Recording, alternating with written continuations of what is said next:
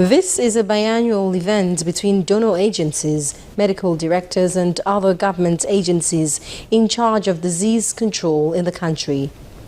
This time, attention is fixed on how to improve the quality of healthcare services to people living with HIV/AIDS, especially in the face of dwindling donor funding.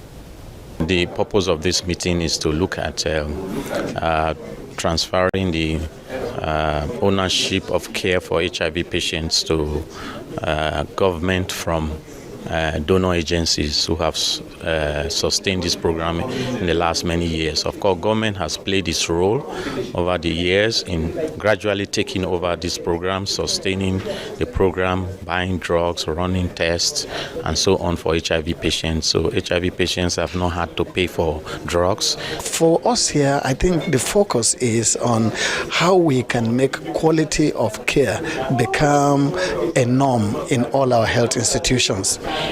If you go to an institution, the way you are received, the kind of tests that are carried out, whether they are correct, the diagnosis is correct, and now the reproducibility of those tests, is it what will lead to you getting better? Anybody that comes to a health facility wants to get well, and the quality of care there is what matters. As funding from donor partners continue to decline, some participants here have urged the government to increase its funding and take full ownership of the treatments for HIV patients.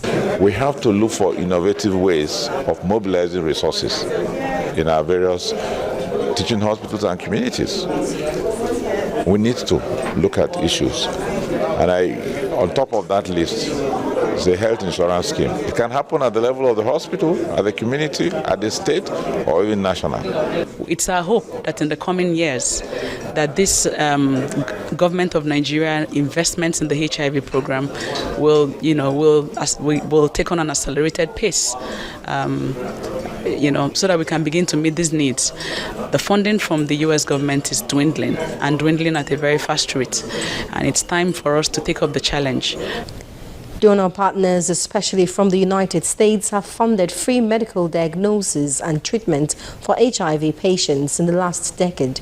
But with the gradual withdrawal of these services, the need for alternatives to funding quality treatment in Nigeria is now very crucial.